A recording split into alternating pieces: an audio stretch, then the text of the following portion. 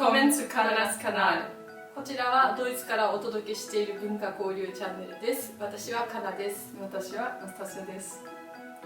今日のテーマは何ですか？はい、お互いに語学学習するときに苦労した点とかそういうことをシェアし合いたいと思います。ナスタシアは留学したことはないからドイツだけにいて、そこまで日本語を話せるようになったのは本当にすごいと思うので、もうちょっと寂しかったです。コロナの時にその言語を学ぶのは。そうコロナの時ドイツはロックダウンがあったんですよ、だから本当に外に出られない時期とかあって、買い物行く時とか制限されてはいてちょっと出ることはできたけど、基本的にロックダウン中は自宅にいないといけなかったのね、で私もその時に特に語学勉強したんですよ。本当ですか？そう何を勉強しました？その時は、セーツバイっていうテストがあって、ドイツ語最難関のテストがあるんですよ。あの試験を受けようと思って他にすることがあまりなかったからだからもう一日中ドイツ語勉強してた、あの時は。本当。そう、でもこれは最高のレベルですね。そう、最高。その新しい言語を学ぶのはそう。そうね、最初にちょっと難しいですね。新しい勉強する。これはちょっとニュアンスだけです。そうね。ニュアンスだけ。どういうこと？セーツバイの時。そうね。ドイツ語はとっても上手でした。そうですか？ちょっと多分最高になるためにちょっと勉強しました。まあそう、私は一番低いレベル。新しいそんなことないですよ。いや本当に本当にそんなことないですよ、私は。でも確かにそう最難関レベルっていうのは確かに特別だった。でも、このことはまた別の機会に話しましょう。そうですね。ちなみにナスタシアは日本語とドイツ語以外にもいくつか言語できるんですけど、英語とスペイン語とラテン語とギリシャ語なんか多言語話すんですよね、ナスティは。私も、ドイツ語以外に学習した言語があるんだけど、今回はそれぞれ、ナスティは日本語を学習した時について、私はドイツ語を学習した時について話したいと思うんですね。それで一つ目の質問、語学学習するときに特に苦労したことは何ですか？漢字です。即答。そうですか。最初に私は全然わからなかったの、世界みたいでした、その漢字。今ちょっと慣れていますけど、最初に例えばひらがなカタカナもとても難しかったです。確かにね。手で書くのはとても難しかったです。日本人は分かるかどうか分からないです。その漢字を学ぶのの大変なこと。人によるかもね。でも、日本では漢字ってテストに出るし、小さい時から丁寧に覚えるからね、一気に全部覚えるんじゃなくて、だからその年齢学年に合わせて少しずつ覚えるから、多分そんなに苦労しないと思うけど。ドイツ語は？ドイツ語はもう漢詩とその各変化、とにかくドイツ語は名詞に性別がありますね。男性、女性、中性、そしてそれが各変化すること、例えば日本語でいうところの一画、二画、三画、四画って言ってが、の、に、をなんだけど、それがドイツ語の例えば男性名詞だったらder、des、den、denなんだよねそれが文脈で変化する。それがすごく厄介でした。日本ではそういうことないので、まず性別ないし、スペイン語、フランス語にもその性別がありますね。そうね。でもドイツ語と違います。そうこれは本当に難しいです。そう、確かに。例えばね、定冠詞でイラってした話すると、フォク、ナイフ、スプーン、あれが全部漢字が違う。スプーンはディア・レフェル、ナイフがダス・メッサー、でフォークがディ・ガーベルで、全部性別が違うんですよ。あれがちょっとそのテーマについて考えたことがないです。ね、ドイツ人にとってはそうでしょう。でも日本人っていうか私にとっては、なんでこんな性別が一個ずつ違うのかって、食卓で使う食器じゃん、全部一緒でいいじゃんって思うの。もしつけたいならね、カテゴリーごとにしてくれたらいいのに、全部違うじゃん。そうね、難しいね、想像できます。そう、それです私にとっては。じゃあ2番の質問、それぞれ言語を勉強した時に特に驚いた考え方や文化とかありますか？あります。多分私にとってちょっと驚いた文化的なこと、ちょっとカルチャーショックみたいなことは、私はいつも日本人はとっても静かと、シャイと思っていましたけど、レストランの中で、よく大きな声で「すみません」と言いますね。これは本当に驚きました。私はあんまり分かりませんでした。そうね。ちょっと緊張しました。レストランにいるときに「今すみません」と叫ぶのはちょっと緊張しました。あんまりしませんでした。実はこれは本当に驚いたことです。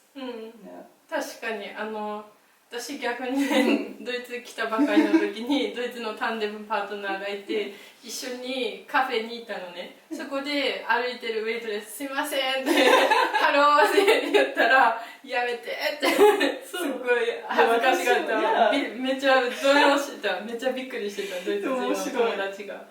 同じ経験です。日本とドイツのちょっと個人的なことじゃないですね。ちょっとそうね、一緒です。なるほど、じゃあ文化的なものだね。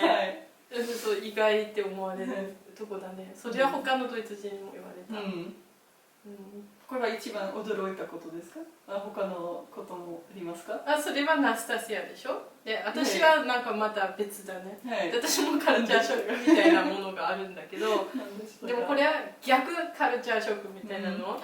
ドイツ語って、さっき定冠詞の悪口言っちゃったけど、実はそれもあるせいか言葉がはっきりしてる、説明がしっかりしていて誤解を招きにくいんですよね。主語とか目的語とか、誰が何をしたいのかっていうのがはっきり説明されてるから誤解しにくいんだけど、ドイツ語圏でそれ慣れてしまうと日本人の友達とか周りの人が話してることがちょっと意味が分かんないことがある。今誰について話してるんだろうとか、時々ついていけなくなる。あれテーマなんだったっけみたいなのとか、あれ今何のこと言ってんだろうとか、ちょっと分かんない時がある。だから日本語は結構目的語とか主語が省略されてることがあって、察しないといけないんだよね。そういうのがドイツでは必要なくて、逆にちゃんと説明しないとドイツ人には伝わらないから、勉強し始めた時、ドイツ人に日本語の感覚で話すと伝わらない時があって、その時になんでこんなことが理解してもらえないんだろうって思った、けどそれが今逆になった逆にドイツ人になりました。いやそれはないけど、でも逆に日本語だと分かりにくいことがありますね。それが逆カルチャーショックみたいな感じ。よくわかります。例えば翻訳するときに、とっても難しいです。いつもドイツ語で主語は必要です。そうね。日本語のテキストにはよく主語がないです。今私たちですか？私ですか？他の人ですか？よくわからないです。日本語で必要じゃないです。多分みんなわかりますから。そのドイツ人の読者は全然わからないです。あとなんかねぼかすんだよね。あえてぼかすことがあるのね。なんかじゃないですか。だからそれがなぜですか？私は思うけど、ね察するっていう能力ね、おそらく私日本に行った時もっとあったと思うんですよ。そんなに困らなかったから、今本当に困るの。だからもしかして察するって言語能力の一種かなって思って、で言語って使わないと衰えていくじゃない。なんか本当筋肉みたいだなと思って、ちょっと筋肉に似てると思って使うことによって鍛えられるけど、使わないとなくなっていく、なんか筋肉みたいな察する能力。そんな感じがする。いや、そんな感じがした。じゃあそれが2番の話ね。じゃあ3番の質問。これは翻訳できないっていう言葉とか表現がありますか？そう、多分たくさんありますけど、一番早く頭の中に来たのは適当でした。そう、意外。そうですか。そう、私は翻訳するのはとても難しいと思います。よくドイツ語で話すときに、ちょっと適当はちょっと頭の中にあります。今適当言いたいですけど、ドイツ人ですだからあまり使えないです。もちろん。それさっきの言葉と一緒だね。なんかぼかす時になんか本当適当っていう言葉。いやそうかも、言われてみれば。例えばさどうでもいいよっていう時はエガールとか言ったり。ビマンでちょっと調べてドイツ語の翻訳の言葉がありますけど、私にとってはちょっと違う。違うと思います。わかる。そういうことね、私もよくあるんですよ、ちょくちょくね。そういう言葉あるね。表現しきれてないみたいな。だから完璧ドイツ語に置き換えて考える。例えばさ、明日何時に来たらいいって言った時、何時でもいいよ、適当でいいよとか言う時、例えばドイツ人だったらシュポンタンでしょ。シュポンタンとかちょっと違うけど、でもなんかシュポンタンかなって思う、近いの。でもドイツ語でシュポンタンと言いますけど、頭の中に適当。適当って日本語だね、確かに。確かにそうかも。一応辞書でねあるんだけど、なんかドイツでね表現できない言葉の一つだね。そうか、いい言葉選んだ。確かにそうだ。ドイツ語でどうですか？もう私ね、言葉っていうより、それこそ口調、話し口調、日本人の。例えばドイツ語では「ich」って一個でいいけどさ、日本だとさ、私だけじゃなくて「あたし」とか「僕」とか「俺」とか「うち」とか「わい」とかなんか「おいどん」とか、まあそれはさすがに使わしちゃわないけどそう、なんかそれで始まる上に語尾変化までするとか、イントネーションまでちょっと変わっちゃうみたいな、キャラクターによってそういう口調を例えばドイツ語に訳せと言われたらもうできない、もう完璧できない、で逆にドイツ語ってもう「ich」しかないから「私」って、それに「sie」かもう「du」の2つ種類だけで、日本人が例えば場面ごとに使う敬語でもなんかランクがあるでしょ。丁寧さにもランクがある、本当グラデーション式でもう細かいんだよね、日本人の表現の仕方、それがどうしてもドイツ語から日本語にもできないし、日本語からもドイツ語にできない、でちょっとやばいと思ったのがドイツ語圏で住んでて、ドイツ語になれるとそのドイツ語のままの状態で日本人の方と話した時に、まあフランクぐらいならいいけど、なんかちょっと冷たくなってしまうことがある、場合によってはすごいキャラ作りしないといけないことがある、こういうキャラクターになろうみたいな、そういうのが難しい。そうだから言葉だけじゃなくてね、日本語に切り替えようとした時にエネルギー使う、逆にドイツ語にしたらエネルギーの節約になるあまりそんな細かい表現とか気にしなくていいからね、気遣わないから、ってことですね。第4番の質問です。語学を学んだことによって考え方やものの見方とか変わりましたか？たくさん変わりました最初に。でもそう私は多分前に言ったことですけど、その言語を学ぶときにもう一回子供になると思っています。ああ、わかるわかる。それわかる。その考え方もちょっと子供みたいになります。そう、ちょっと面白いことだと思います。そうそう、わかるわかる。そう、もう一回他の言語でちょっと育てるみたいな感じで、そうそうそう、わかるわかる。ちょっと簡単にちょっと言いたいことを伝えます。これはとてもちょっと私の考え方を変わりました。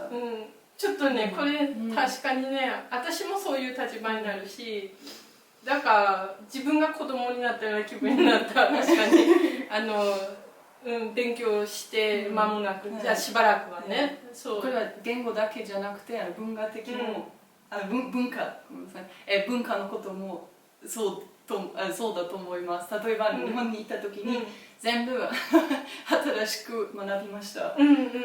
食べ方、そうね、ちょっと歩き方、ちょっと確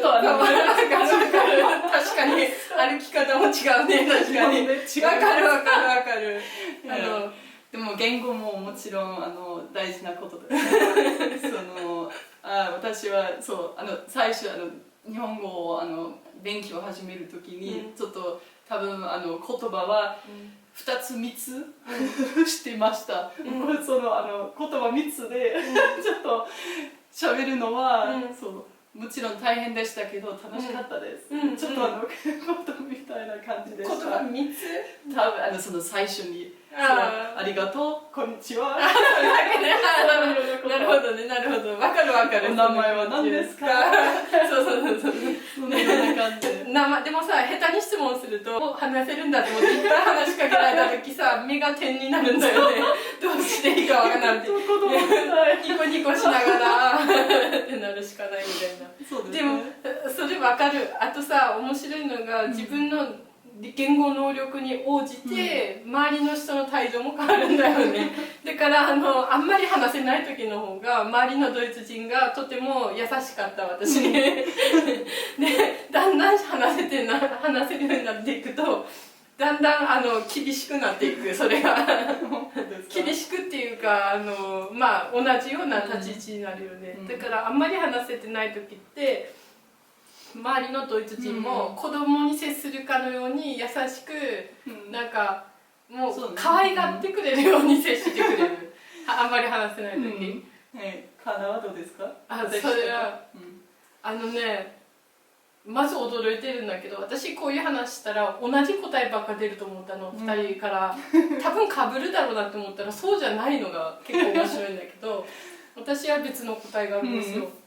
ドイツ語頑張った時にやっぱ思ったのは、一つの言語を覚えると単純にアクセスできるところが増える、範囲が広くなるから、例えば同じテーマに関して調べようと思っても日本語圏からとドイツ語圏からの情報を集めれるから情報量が増えるんですよね。あとそれと同時に違う視点から同じテーマを見るからなんかそれが面白い。するとなんか偏りが減った。自分の中で感情がだいぶ穏やかになった。じゃあ最後の質問です。もし語学を勉強した時の自分にアドバイスをあげるならどういうことを言いますか？これはちょっとつまらないですけど私のアドバイスはもっと漢字を学んだ方がいいです。私は日本語勉強始めた時にちょっと漢字はとても大変だと思っていて、でも多分日本にいる時にあんまり必要じゃないと思ってました。でも日本にいてとても大事です。そうね、日本で漢字わかんないと、これは無理です。実はナスティ以外のドイツ人もよく言うんだよ。漢字は必要ないよって、話せたらいいんだからとか言って日本に旅行とか日本に行ったら漢字がわからなかったってても大事です、うんそうその感じは今ちょっと楽しくなりました。その感じは最初に大変でしたけど楽しくなりました。あ、よかったね。そうじゃでもそうこれはちょっとあ、アドバイス私にとって私にとってはもう定冠詞やっぱりあれね最初ね邪魔だろうと思ってもう名詞さえ分かったらいいだろうと思って、最初はね、定冠詞も覚えなかったんですよ、もう定冠詞はいいやって単語だけ覚えようって、それすると実際会話した時にドイツ人には伝わらなかったりする。定冠詞を実は省くっていうことを日本人のドイツ語学習者の人よくやる失敗らしいんですよ。実際ドイツ人から聞いたけど日本人はよく定冠詞抜かすことがあるって、でもあれ本当に通じにくいドイツ人には。でそうですか。でそうではない、多分人によりますね。人によると思うけど、分からない人は本当に分からないって顔をする。いや多分ちょっと分かりたいか分かりたくないかちょっと私は分かりたい、分かってあげたいっていう分かりたくないって思う人もいるんやね。います。でそうだと思う。でも多分日本にもいますね。あ、そうですか。分かりたくない人多分でもそうかな。そう仕方がないですね。ああ、そうかそうか。他の国にも例えばフランス語よくドイツ人はフランス語を勉強するのが好きですね、よくフランスにいてちょっと喋りますけど、そのフランス人はあんまり好きじゃない、これは私たちの言語じゃないと思います。あ、そう、文法間違ってフランスたり人はするとそう発音とか上手じゃないと受け入れたがもちろん違いますけど多分彼らは分かります。でもあんまり分かりたくないです。あ、そうドイツでも冷たい人見たことある。ドイツ人って英語上手な人多いんですよね、でその中で一人アイルランドのハーフの人だったから英語も完璧だったのに、あるなんかアイリッシュパブか行ったんですよその人とねそしたらそのパブのウェイトレスの人が英語しか話さなかったんですよ。そしたら英語で話されてて何言ってるか分かってるのにシカトしてた。でなんでそんな態度取るのって英語分かるでしょって言ったら、ここはドイツですってここはドイツだから、ドイツ語はだから人にどこにでもいる多分優しくない人でもちょっとなんでじゃあ何のために語学勉強するんだろうって私は思うけどねそうですね、人によるんじゃない、だからねまあ面白いね、今日はそのような感じでこんな感じで終わりますけどじゃあ今日はお互い言語を学習した時のことを振り返ってシェアし合うっていう感じだったんですけど、もし皆さんも語学学習してるって方、もしくは何か語学習得した方とかいらっしゃったらその経験話とかコメントしていただけると嬉しいです。お願いします知りたいです今日の動画を楽しんでいただけた方やこれから私たちのチャンネルを応援してくださる方はぜひいいねとチャンネル登録をしてください。次の動画でお会いしましょう。またね。Wiedersehen